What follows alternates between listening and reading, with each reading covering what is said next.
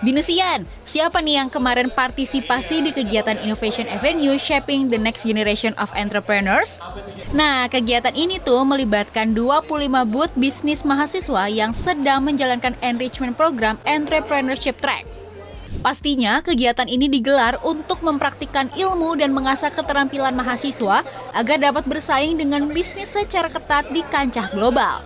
Dalam kegiatan ini, booth yang dipamerkan oleh para mahasiswa nggak hanya F&B, tapi servis dan juga produk buatan tangan loh.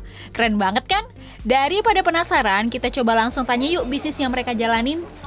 Aku bikin sepatu, tapi sepatunya itu khusus untuk kebutuhan formal. Jadi kayak sepatu kulit, vantopel, loafers, dan mungkin beberapa jenis sepatu yang base-nya kulit.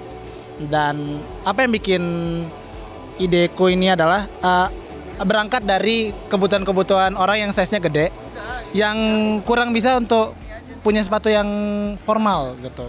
Karena kalau aku lihat-lihat dari mungkin ke wedding atau mungkin ke acara-acara yang formal, mereka kebanyakan pakai sepatu yang mungkin kayak New Balance atau kebanyakan yang sneakers begitu. Salah satu keunggulan kami, ya produk Garua itu sendiri, Garua ini bikin sepatu secara komersil. Jadi kalau misalkan kita ke toko-toko, mereka sudah nyediain ukuran 41, 42, 43 tuh secara komersil gitu sudah dipajang. Ya kebetulan Garua ini akan seperti itu konsepnya. Jadi terkadang kalau kita ngeliat brand-brand lain itu butuh waktu, kayak Kak boleh di custom dulu terlebih dahulu, atau bisa jadi mereka bikin stok terbatas gitu. Tapi kalau kami berani untuk bikin stok yang lebih banyak, bikin model yang lebih fresh. Dan tentunya ini affordable ya teman-teman, under 700.000, cukup dengan 550.000 sampai 650.000, teman-teman udah bisa dapat sepatu yang aku pegang seperti ini sekarang. Oke, jadi ide bisnis kami ini bisa dibilang telemanagement. Jadi telemanagement itu kami bergeraknya lebih ke arah managing talent. Nah itu talentnya kami ngambilnya itu desainer. Setelah kami cari-cari tahu nih, rupanya kalau di Indonesia itu telemanajemen apalagi yang ranahnya ke desainer itu belum ada sama sekali.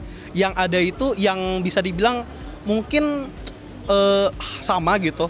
Itu hanya ada satu, itu juga di Paris, itu namanya Crescenso.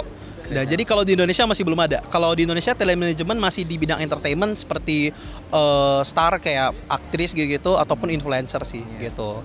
Kalau kami sih lebih ngurusin kayak progres mereka sih, prosesnya dari awal, misalnya dari mereka mau ngurusin kliennya gitu. Kami yang ngurusin, kami yang negotiate juga untuk masalah price-nya. Terus juga kami yang memantau mereka progresnya gimana sih dengan si klien-klien. Terus juga kami juga ngasih beberapa benefit, kayak misalnya kalau untuk desainer kan mereka kan kadang-kadang takut desain mereka tuh bisa di copy paste atau enggak mungkin diambil gitu untuk keperluan lain yang di luar ini gitu ke kliennya gitu. Nah itu kami bisa ngasih benefit, ntar bakal kami kasihin hak cipta gitu, sehingga si desainernya pun merasa aman gitu kalau misalnya dia berkarya gitu di sini.